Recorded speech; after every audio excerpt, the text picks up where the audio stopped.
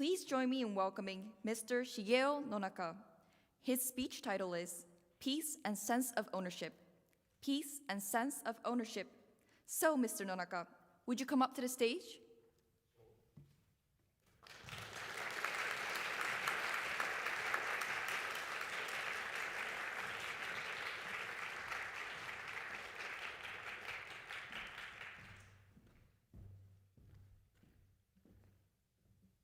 Thank you, Masters of Ceremonies and Honourable Judges and all the audience.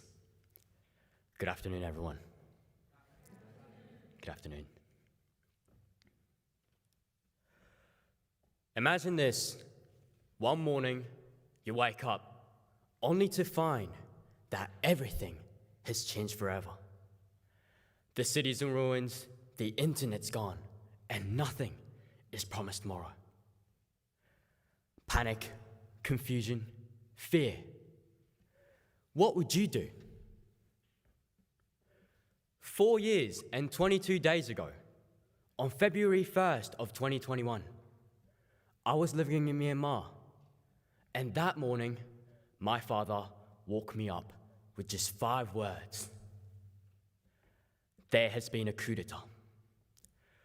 From that day on, young people began peaceful protests for freedom and democracy, handing flowers to police officers and playing music.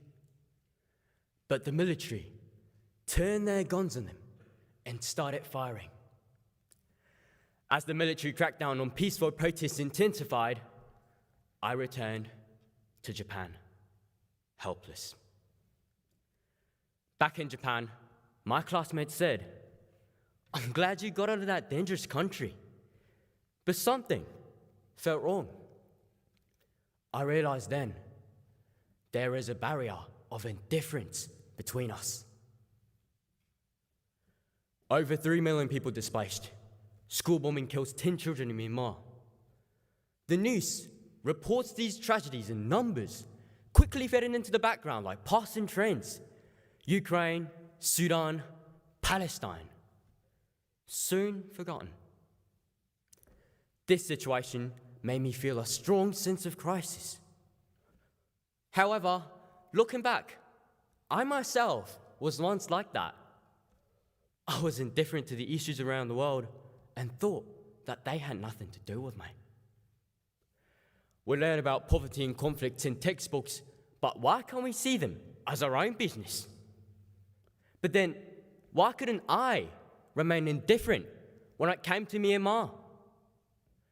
It was because I had seen the faces of the people living there. The people of Myanmar, despite their poverty, gave what little money they had to the flower vendors. They were not rich by any means, but they lived while helping each other. And it surely was, at least for me, beautiful. But the reality now is that such people are forced to take up arms for the sake of their future.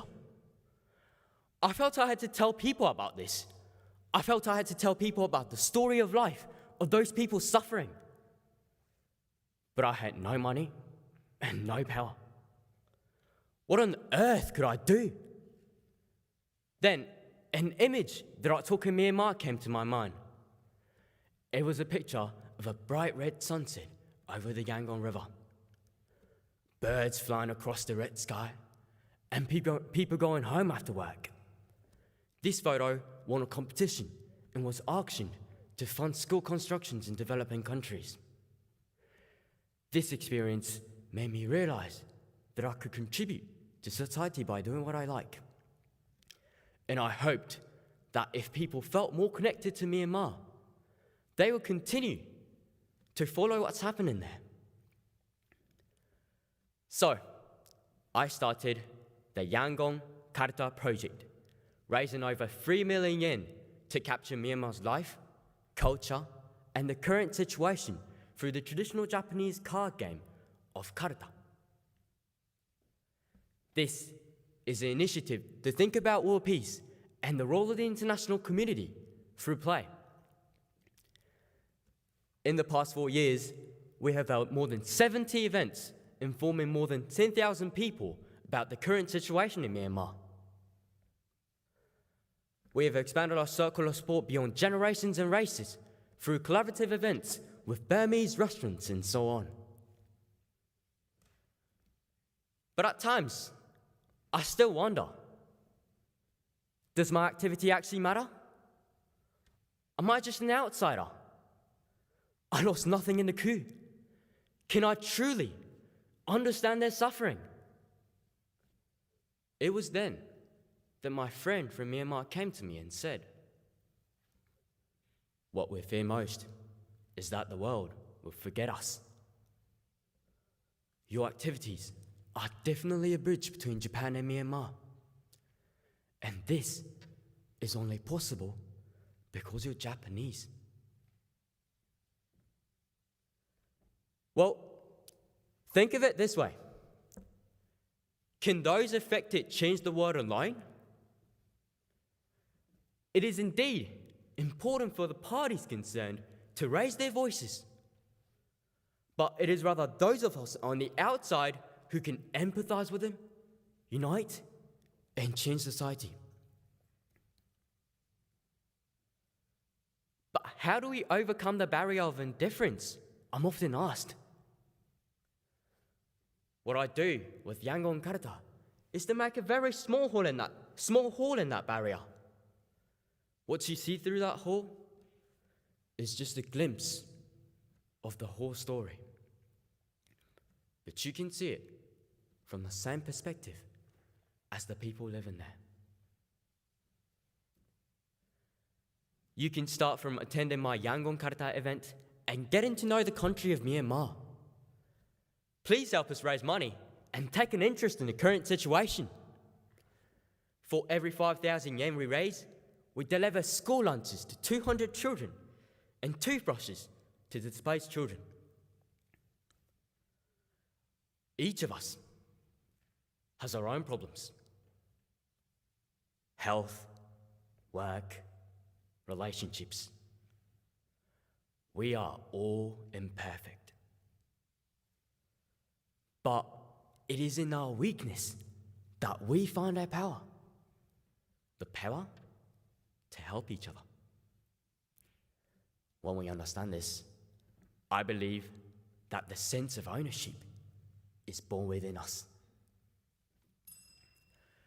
So please, starting today, make a small hole in that barrier and look beyond.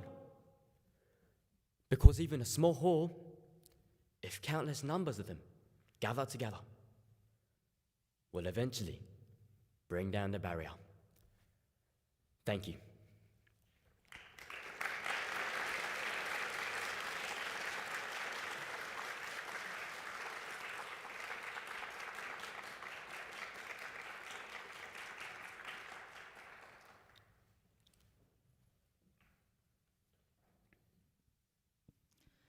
Thank you, Mr. Nonaka. Now we will proceed with the question and answer session. Mr. Eboshi, please. Okay, good afternoon, Nonaka-san. Good afternoon. Okay, thank you very much for your very passionate speech. Okay, my first question is, please tell us about what do you do at the Yangon Karuta event? Thank you for your question. What we do with Yangon Karuta, so we actually give lessons to primary students or like secondary or university students, and we give lectures to them using the karuta and using slides and all that stuff as well. And we also provide experiences where they can experience, wearing lonjis, which is a traditional Burmese clothes, and they get to play like saungal, which is the cultural instrument in Myanmar.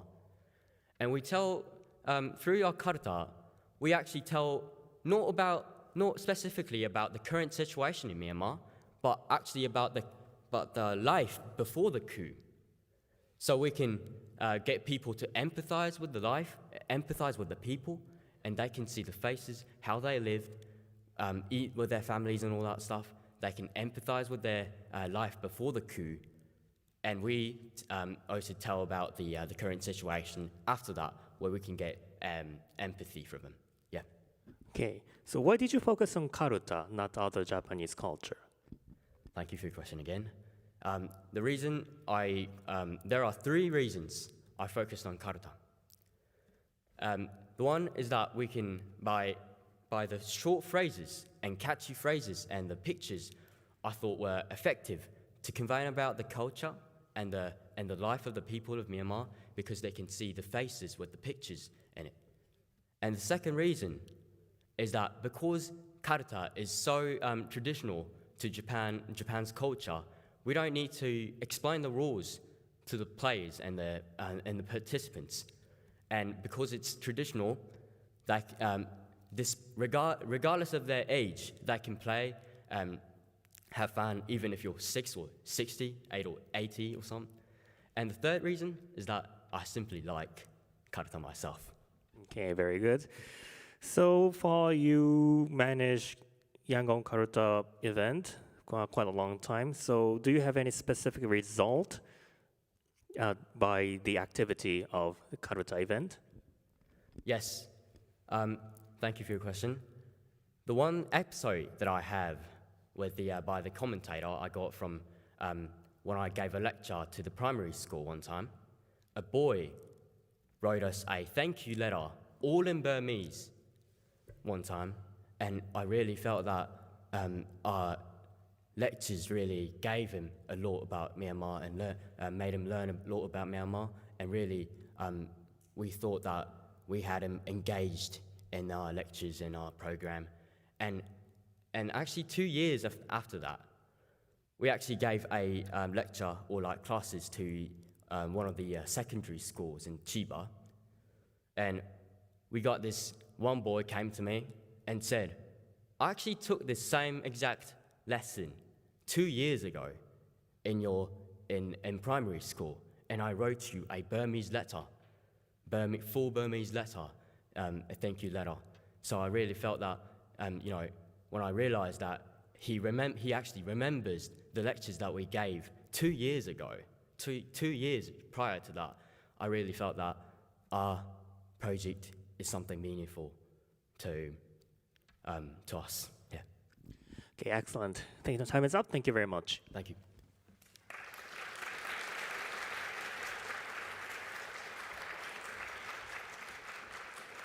Thank you, Mr. Eboshi and Mr. Nonaka.